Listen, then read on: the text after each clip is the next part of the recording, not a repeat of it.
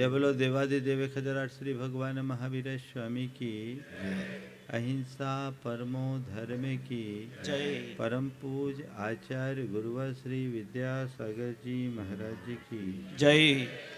साक्षात विराजमान परम पूज्य गुरुवर श्री प्रमाण सागर मुनि महाराज की, परम पूज्य मुनि गुरुवर श्री निर्वेक सागर जी महाराज की, परम पूज्य गुरुवर श्री संधान सागर मुनि महाराज की, समस्त मुनि संघ की।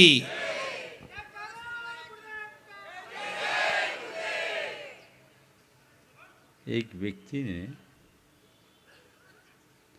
अपने घर के आंगन में पारिजात का पेड़ लगाया। उसकी इच्छा थी कि पारिजात स्वर्ग में फूलता है, धरती पर भी खिले। इसी भावना और उम्मीद से उसने पेड़ लगाया और अहरनिश पेड़ की सेवा में जुट गया। उसके परिश्रम और पुरुषार्थ से वह पेड़ बढ़ा, लेकिन उसमें फूल नहीं उग पाया। हर साल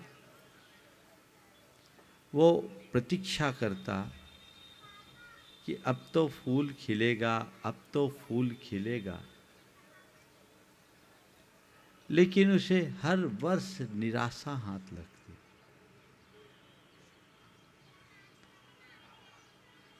उसने तरह तरह के उपाय किए, परिश्रम किए, उसने अपना सारा ज्ञान उसमें उड़ेल दिया।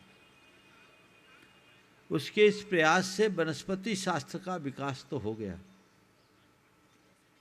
लेकिन उसकी भावना फलवती नहीं हो पाई। और यूं दिन बीतते बीतते वो बूढ़ा हो गया, उसकी कमर झुक गई, लेकिन उसकी आशा का फूल नहीं खिल पाया। एक दिन किसी संत का उधर से गुजरना हुआ। उसने अपने मन की व्यथा उस संत के समक्ष रखी। संत ने अपने अनुभवी और पारखी दृष्टि से उस वृक्ष को देखा और कहा, भाई ये पेड़ तो कभी नहीं खिलेगा, ये पेड़ कभी नहीं खिलेगा। वो एकदम हतप्रभ रह गया। प्रभु क्या बात कहते हैं, ये पेड़ नहीं खिलेगा? क्यों नहीं खिलेगा? चरणों में गिर पड़ा, आखिर ये पेड़ क्यों नहीं खिलेगा? उसने कहा, भाई ये पेड़ नहीं खिलेगा इसलिए क्योंकि ये पेड़ बांझ है। बांझ पेड़ बढ़ तो सकता है, खिल नहीं सकता। तब उसे लगा, हाय मैं कैसा अभागा कि अपनी पूरी जिंदगी बांझ पेड़ की सेवा में समर्पित कर दिया। मेरा पूरा जीवन एक बांझ पेड़ की सेवा में बर्बाद हो गया, व्यर्थ हो गया। मैं समझता हूँ ऐसा केवल उस व्यक्ति के साथ ही नहीं, आज सबके साथ ऐसे ही बात है। आप लोग अपने जीवन में एक ही भाव लेकर के जीते हो, आगे बढ़ते हो कि मेरे जीवन में सुख शांति का फूल खिले, है ना? यही चाहते हो कि नहीं चाहते? बोलो। खिल गया वो फूल? खिला कि नहीं खिला? महाराज और फूल खिले या न खिले, आप आ गए सो अभी तो खुशी से मुंह खिल गया। ये तो अल्पकालिक है, ये तो ऊपरी खुशी है। अंतर की खुशी जिसे अपने जीवन की मूल उपलब्धि के रूप में गिना जा सके, क्या वह आज तक घटित हो पाया? सबसे पहले देखने की बात यह है कि मेरे जीवन का मकसद क्या है, उद्देश्य क्या है, ध्येय क्या है, लक्ष्य क्या है। क्या बनाया आपने अपने जीवन का उद्देश्य? क्या है हमारे जीवन का लक्ष्य? क्या है मकसद? क्या है ध्येय? कभी सोचा? बोलो, आपसे पूछूं कि भैया किस लिए जी रहे हो, क्यों जी रहे हो? बोलो, क्यों जी रहे हो? एक बार ऐसे ही सवाल किया कि भैया क्यों जी रहे हैं, तो एक ने कहा इसलिए कि अभी मरे नहीं हैं। अभी मरे नहीं इसलिए जी रहे। वो जीते जी भी मरे जैसा है। क्यों जी रहे हैं? अपने मन से पूछो, आखिर मेरे जीवन का मूलभूत उद्देश्य क्या है?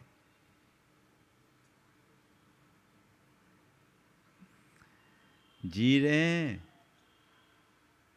कि जीने के नाम पर जिंदगी को ढो रहे हैं? बोलो, क्या कर रहे हैं?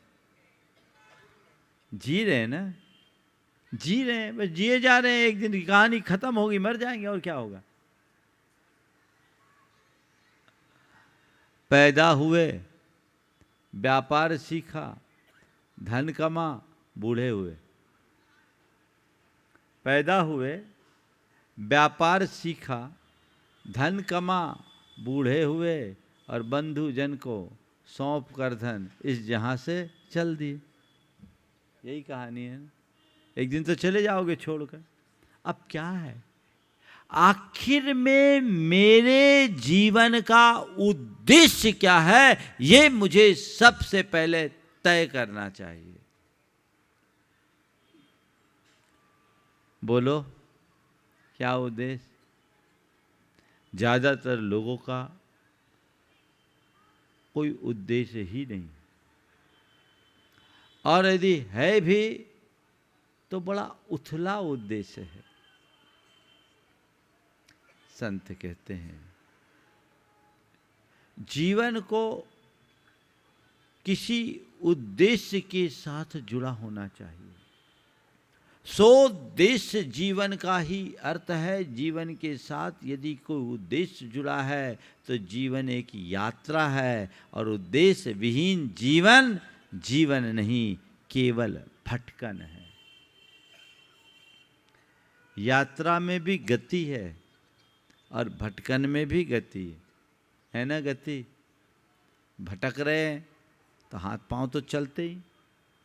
गति तो भटकन में भी है और गति यात्रा में भी है, पर यात्रा की गति प्रगति बनती है और भटकन की गति हमारे लिए प्रतिगति बन जाती है। प्रगति और प्रतिगति में अंतर है। प्रगति यानी जहाँ हमें पहुँचना है वहाँ हम शीघ्रता से पहुँचें। समय से पूर्व होने वाली जो गति है वह प्रगति है, और पहुँचना कहीं हो और पहुँचे कहीं, यह प्रतिगति है। जाना मुंबई हो और दिल्ली पहुँच जाए तो क्या होगा? प्रतिगति। और ये भटकन में तो दुर्गति है। भटक रहे, चल रहे। भटकन किसकी है? जब जीवन का कोई लक्ष्य होता है तो वो गति हमारी यात्रा बन जाती है, और लक्ष्य विहीन गति केवल भटकन होती है। अपना लक्ष्य बनाइए जिससे जीवन एक यात्रा बन सके। जीवन को यात्रा बनाना है। बनाना है नहीं बनाना? बोलो। और कैसी यात्रा? उबाऊ यात्रा, बोरिंग यात्रा, या आनंद की यात्रा? कैसी यात्रा चाहते हो? हाँ, तो पहले तो बोलो कि हम अपने जीवन को एक यात्रा बनाना चाहते हैं। बोलो। अरे महाराज, अभी अभी तो आप जो बुलवा लो सब हम बोल देंगे, हम तो तैयार है। सब जो आप बोलोगे सब। बोलने से मतलब नहीं है, अंदर से उसे स्वीकारने की जरूरत। मेरे जीवन का ध्येय क्या है, सबसे पहले ये सुनिश्चित करो। मैंने मनुष्य जीवन पाया, अभी आप लोगों ने कहा आनंद की यात्रा बनानी है, तो भैया आनंद की यात्रा बनाने के लिए आपको वैसी रास्ते को भी तो अपनाना पड़ेगा। हाँ, वैसी रास्ते को तो अपनाना पड़ेगा। आप गलत गाड़ी में बैठकर सही मंजिल कभी प्राप्त कर पाओगे क्या? हाँ, नहीं ना। आनंद की यात्रा में बैठना चाहते हो तो आनंद एक्सप्रेस में सवार हो जाओ, आनंद की यात्रा होगी, परमानंद तक पहुंच जाओगे, आनंद धाम में पहुंचोगे। लेकिन अभी बैठे कहाँ हो? एक बार ऐसा हुआ, एक ट्रेन में एक युवक यात्रा कर रहा था और अपने घुटनों पर सिर रख कर के फपक फपक कर रो रहा था।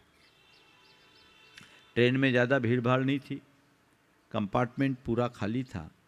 सामने की सीट पर एक बूढ़ी अम्मा बैठी थी। उसने देखा ये युवक रो क्यों रहा है।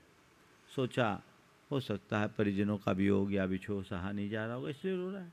थोड़ी देर अपने आप को साधी रही, लेकिन काफ़ी समय बीता और वो रोया सो रोते ही गया तो उस वृद्धा से रहा नहीं गया।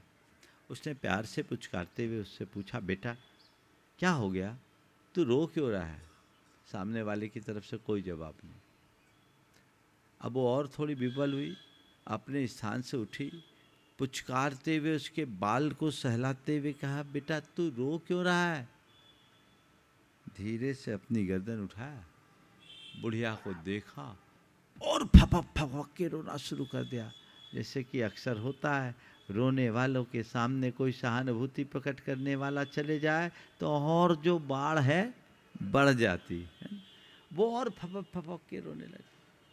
जब वो इतना तीव्र रुदन करने लगा तो बुढ़िया से रहा नहीं गया, वो भी उसके साथ रोना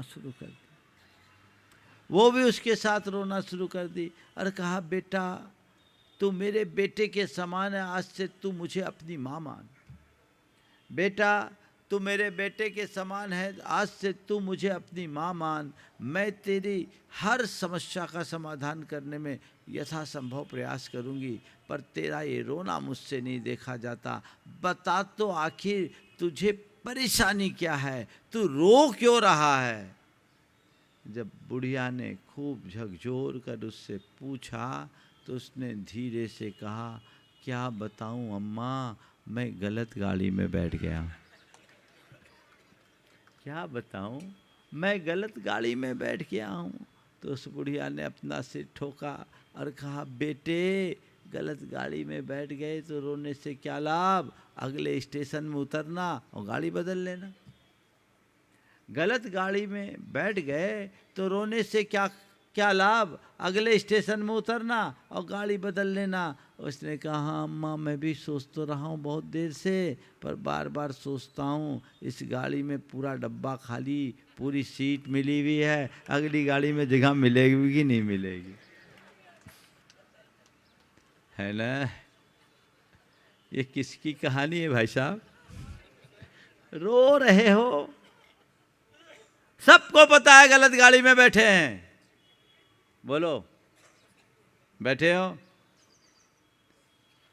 अब गाड़ी बदलनी नहीं है।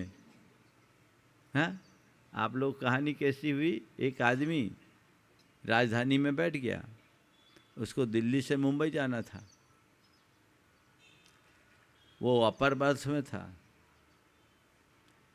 नीचे एक आदमी आया, उसको दिल्ली से कोलकाता जाना था, वो नीचे की बर्थ में बैठा। जब बैठा, ट्रेन चलने को हुई, एक दूसरे से पूछा, आपको कहाँ जाना है? उसने कहा, मुझे मुंबई जाना है। इसने कहा, मुझे कोलकाता जाना है। कोलकाता वाले ने कहा, साहब आपको मुंबई जाना है और आप तो कोलकाता की गाड़ी में बैठ गए।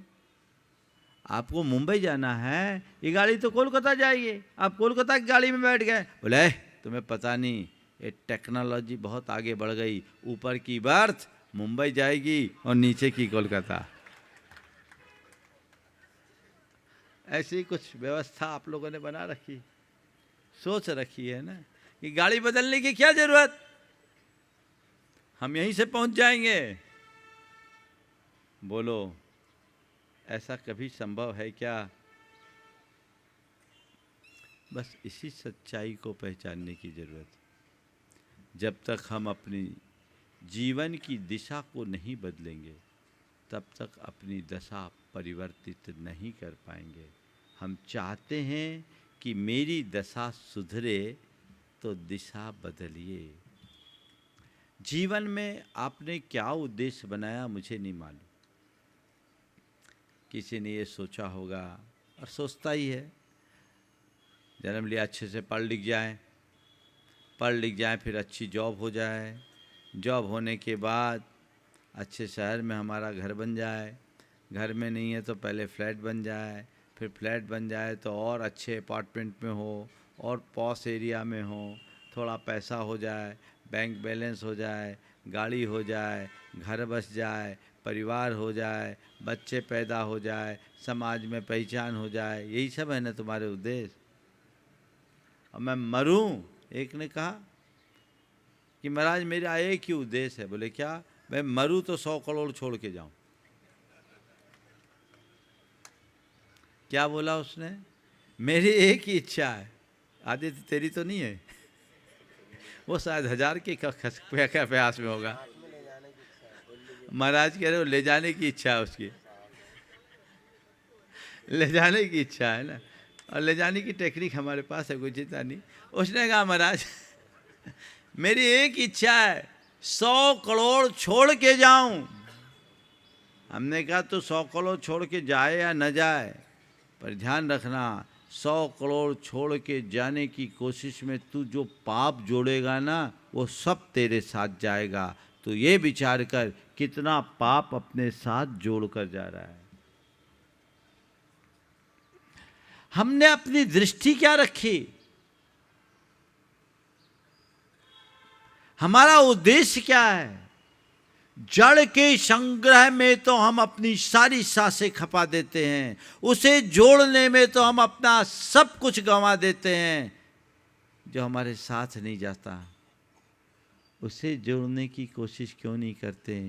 जो हमारा है, जो हमसे कभी अलग नहीं हो सकता। गुरुदेव ने बहुत अच्छा हाइकू लिखा, जुड़ो न जोड़ो, जोड़ा छोड़ो, जुड़ो तो बेजोड़ जोड़ो। क्या बोल रहे हैं गुरुदेव? जुड़ो, पहली बात क्या करें? जुड़ो। फिर क्या करें? न जोड़ो। तीसरी बात जोड़ा छोड़ो, जुड़ो न जोड़ो, जोड़ा छोड़ो और जोड़ो तो बेजोड़ जोड़ो। 4 बातें आज की। जुड़ो,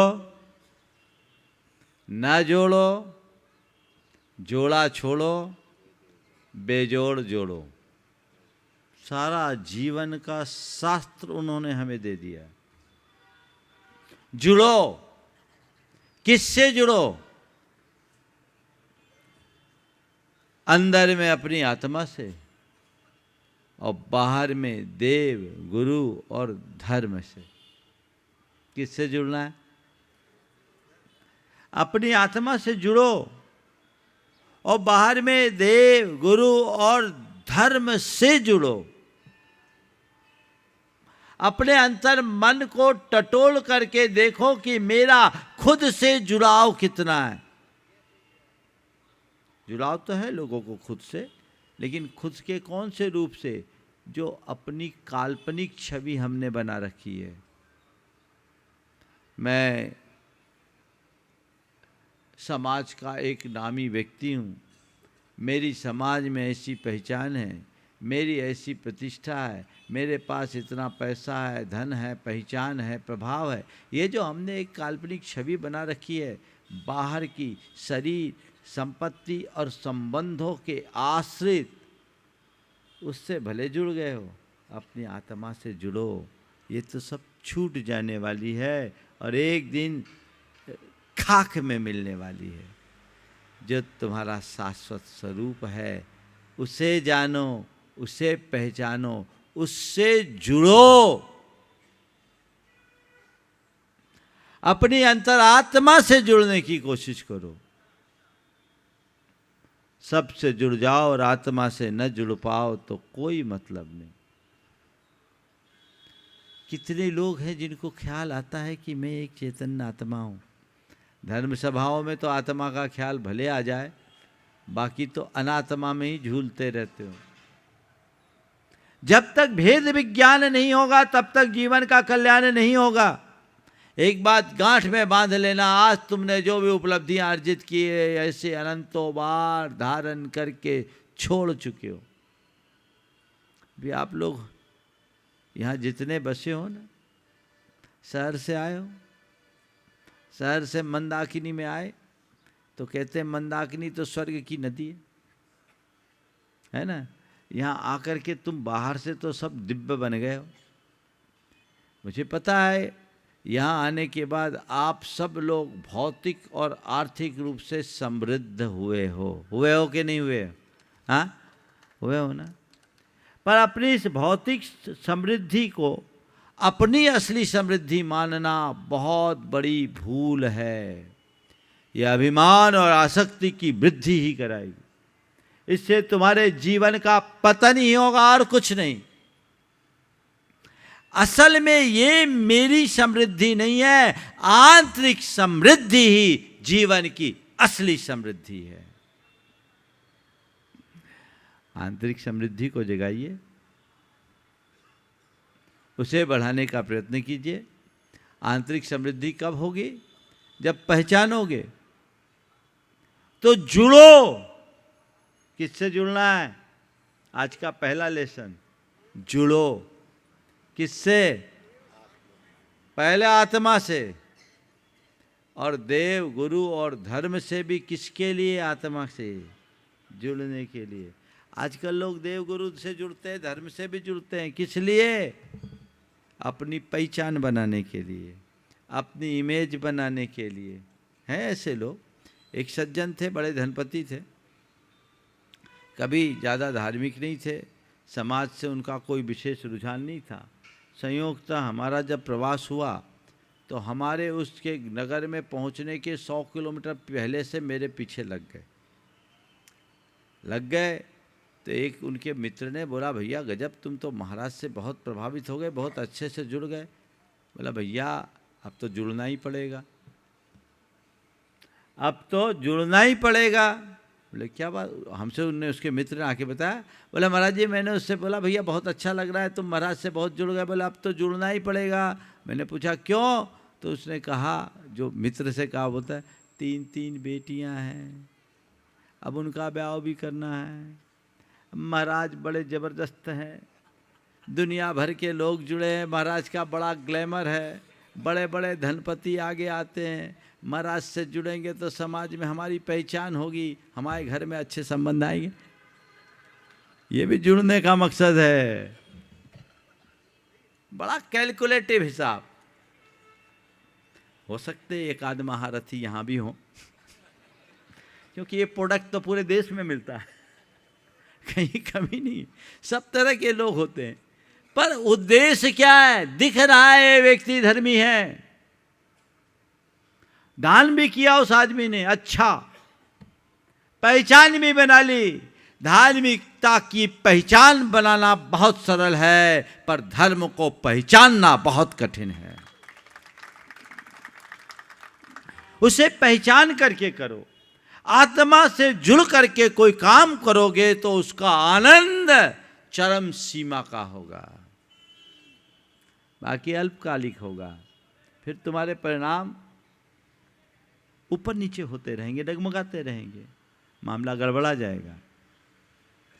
तो जुड़ो किससे? आत्मा से। पहले कल्याण का मूल मंत्र है भेद विज्ञानतः सिद्धा, सिद्धा ये किल केचिन तस्य अभावतः बद्धा, बद्धा ये किल केचिन। आज तक जितने भी सिद्ध हुए हैं वे सब भेद विज्ञान के बल पर ही हुए, और जितने बंधे हैं वह उसी भेद विज्ञान के अभाव में ही बंधे। तो भेद विज्ञान के बल पर सिद्ध हुए और भेद विज्ञान के बल पर बंधे।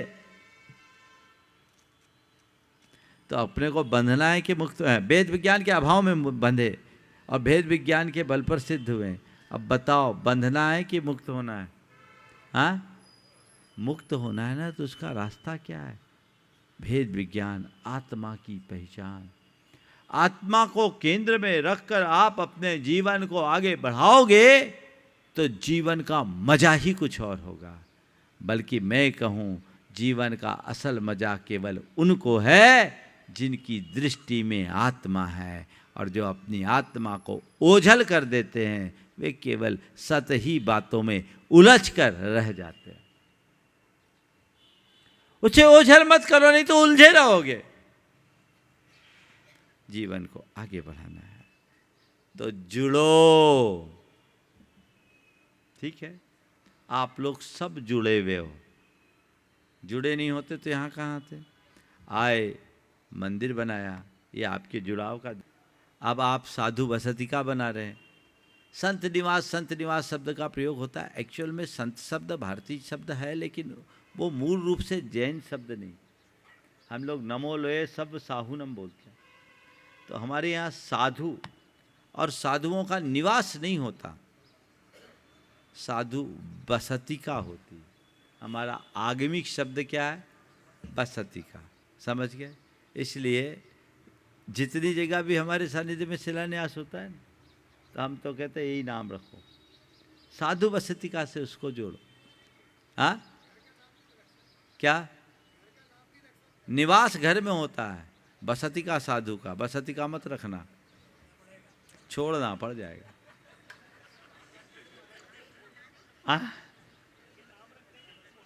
हाँ, अच्छा है, लोग चाह रहे हैं कि महाराज रखवा दो नाम ताकि छूट जाए। कैसे तो छूटे? तो ये क्या है? आप जुड़े हैं, ये आपके जुड़ाव का प्रतीक है। देव से जुड़े, गुरु से जुड़े, धर्म से जुड़े हैं। आज इतनी बड़ी समाज है, जुड़ गए। आत्मा से भी जुड़े होंगे, मैं ऐसा मानता हूँ। ये प्रवचन तो मैं दूसरे लोगों के लिए दे रहा हूँ। यहाँ के सारे लोग सब दूध के धुले हैं, है ना? तुम्हारी तारीफ कर रहे, ताली तो बजा दो भाई, बोलो। और मैं चाहता हूँ, भावना भाता हूँ कि जैसा मैं बोल रहा हूँ आप सब में वही होता रहे। अब जुड़ो तो हो गया। अब दूसरे नंबर में क्या है? जोड़ा छोड़ो। ना जोड़ो, जुड़ो। अब जोड़ना नहीं है। दूसरी बात क्या है? ना जोड़ो। अब जोड़ने में मत लगो।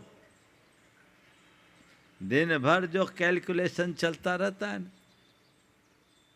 उसमें मत लगो। अब जब इधर से जुड़ गए तो जोड़ने की जरूरत क्या है? किसके लिए जोड़ रहे बोलो?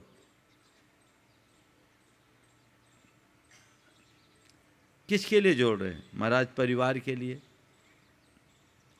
एक परिवार मेरे पास बैठा था, युवा था, उद्यमी था, बहुधंधी आदमी। माने ऐसा डायनेमिक था, लेकिन ऐसा कि जो धंधा बोल दो उसमें दौड़ जाए। कोई भी उसको अच्छा प्रपोजल मिले तुरंत एक्सेप्ट करे और दौड़ जाए। एक दिन उसकी धर्मपत्नी और बच्चे सब बैठे थे।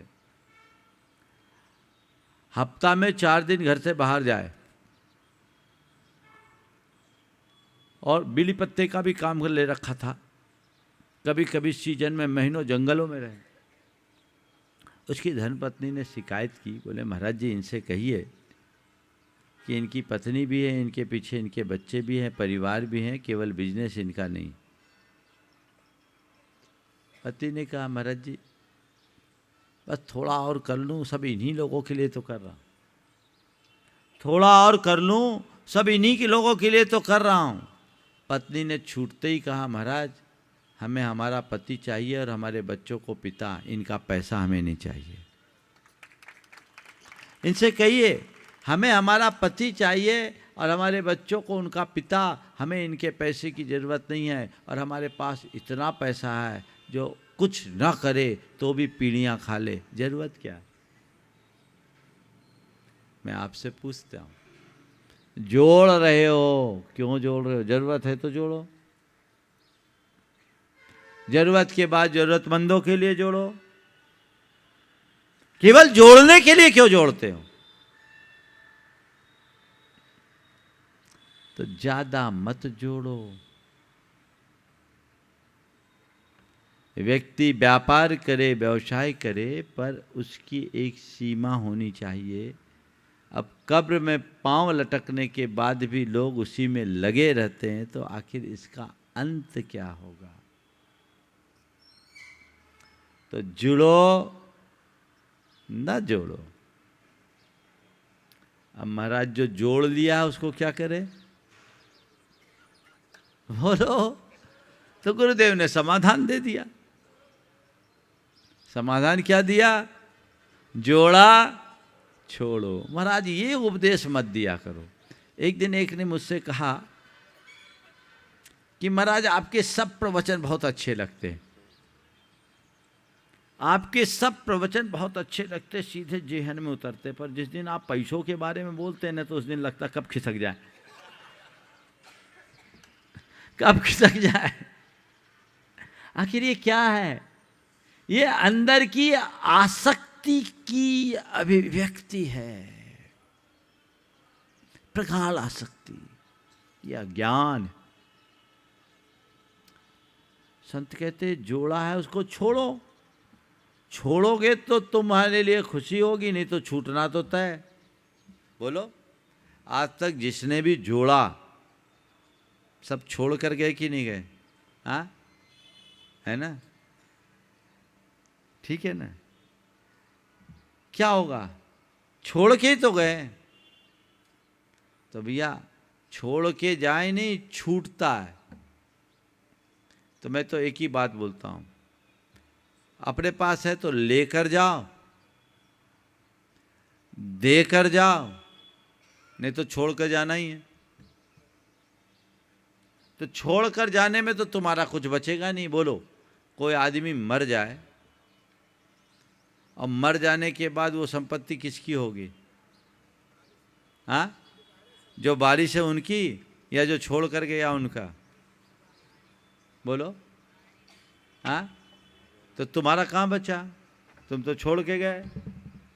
एक दिन क्या लेकर जाओ, तो लेकर के जाने की तुम्हारे पास व्यवस्था नहीं है। है व्यवस्था? नहीं है ना? पर मेरे पास व्यवस्था है। कौन कौन चाहता है अपनी संपत्ति को अपने साथ लेकर जाना? बोलो बोलो। हाँ, ले जाना चाहते? थोड़ा हाथ तो उठाओ। एक दो ही हाथ उठ रहा है, सब सोच रहे कि महाराज भी फंसा देंगे। होशियार तो आप लोग, पता है आपको, ये पता है महाराज आगे क्या बोलने वाले, है ना? हाँ हाँ, सबको मालूम है कि आगे क्या होने वाला है। यही तो अंतर है, इसे ही बदलना है। आप अपनी संपत्ति, अच्छा एक बात और बताओ, आप लोग अपनी संपत्ति संतान को देकर जाते, देखे जाते हैं ना? ये संतान को सौंपना आपकी मजबूरी है या अंदर की स्वीकृति? ईमानदारी से बोलो। आप अपने पूरी एसेट्स को, अपनी सारी प्रॉपर्टी को अपनी संतान को देकर जाते हैं। आज तक जितने सब देकर ही गए। वो देकर जाना मजबूरी है या अंतर्मन? अगर ऐसी कोई फैसिलिटी हो जिसमें आप अपनी संपत्ति अपने साथ ले जा सको, तो आप क्या पसंद करोगे? बच्चों को दोगे या अपने साथ लेकर जाओगे? हाँ, बोलो ईमानदारी से, थोड़ा दम से बोलो। लेकर जाओगे ना, हम क्यों देंगे, मेहनत की कमाई है, बच्चों को जितना देना था दे दिया, आप क्यों देंगे, यही बोलोगे ना। तो भैया मैं तुम्हें सुविधा देता हूं, ले जाओ अपने साथ। अब महाराज आप तो फिर उल्टी ही बात करने लगे, ये प्रवचन आप मत दिया करो, है ना। ले जाओ, और ले जाने का तरीका क्या, ये बताओ। भारत की करेंसी अमेरिका में चलेगी, भारत में क्या चलता है, अमेरिका में क्या चलता है। अब हम यहाँ से आपको अमेरिका जाना होता है तो क्या करते हो, करेंसी को एक्सचेंज करते हैं ना, रुपये को डॉलर में कन्वर्ट करते हो ना, तब ना काम में आता है। तो भैया यहाँ की करेंसी वहाँ कैसे चलेगी, बोलो, यहाँ की करेंसी वहाँ चलेगी क्या। तो क्या करना है, अपनी करेंसी को एक्सचेंज कर लो, और एक्सचेंज करने का उपाय क्या है, जो जोड़ा उसको दान कर दो, रुपया डॉलर में कन्वर्ट हो जाएगा। इसलिए जोड़ा छोड़ो, क्या करना है, जोड़ा छोड़ो, और जोड़ो तो बेजोड़ जोड़ो। बेजोड़ जोड़ो यानी रुपया मत जोड़ो, सोना जोड़ो, सारे दुनिया में चल जाएगा। अरे जाएगा नहीं जाएगा, लाइसेंस लेके जाओगे तो जाएगा ना, बिलिंग के साथ कस्टम ड्यूटी देके, कस्टम ड्यूटी देके जाओगे तो चलेगा कि नहीं चलेगा। भैया ऐसा सिस्टम है ना, आप बिल्कुल बिल वाउचर के साथ चीज़ें खरीदो, पूरी कस्टम और ड्यूटीज आप देंगे, तो आज तो टनों से सोना इधर से उधर आता है, आता है कि नहीं आता, आता भी है जाता भी होगा। तो भैया सोना पैदा करो। गुरुदेव कहते हैं जोड़ो तो बेजोड़ जोड़ो, ये कागज में मत उलझो। 24 कैरेट सब जगह काम में आए। वो क्या है, वो पुण्य की संपदा है जो सब जगह काम में आती है, कभी भी कैस होती है। जोड़ो तो बेजोड़ जोड़ो। तुमने धन वैभव तो खूब जोड़ा, पुण्य वैभव कितना है ये देखो। जितना आपने डाइवर्ट किया है ना, वही पुण्य के खाते में, बाकी तो सब पाप है। बैलेंस शीट को चेक करने की जरूरत है, उधर अपनी दृष्टि दौड़ाने की जरूरत है। यदि ये जग गई तो जीवन का काया पलट समझना चाहिए। तो जीवन की धारा को बदला जाए। तो जुड़ो न जोड़ो, जोड़ा छोड़ो, और जोड़ो तो बेजोड़ जोड़ो। बहुत गहरा संदेश गुरुदेव का हम सब के लिए है। यदि हमने उसे आत्मसात कर लिया और वैसा लक्ष्य बना लिया, तो तय मानना हमारे इस जीवन के वृक्ष में पारिजात खिल गया, अन्यथा सब व्यर्थ है। उस पारिजात को खिलाने का प्रयत्न करें। आज ये अच्छा सुयोग बना। मंदाकिनी के लोगों का प्रबल भाव। एक सदस्य तो हमारे पास रोज ही आता था, डॉक्टर सलीम। महाराज कैसे भी हो, एक बार मंदाकिनी, एक बार मंदाकिनी, मंदाकिनी। हमने कहा देखते हैं, लेकिन संस्कार उपवन के निमित्त से आज मंदाकिनी को भी मौका मिल गया, और आपने आज साधु वसतिका की स्थापना का भाव जगाया। बहुत अच्छी बात है। मेरे पास ये लोग आए थे महाराज शिलान्यास करना, तो मैंने कहा भैया मैं शिलान्यास ऐसे नहीं कराता। शिलान्यास कराने के लिए पहले शिलान्यासकर्ता का नाम मेरे पास ले आओ।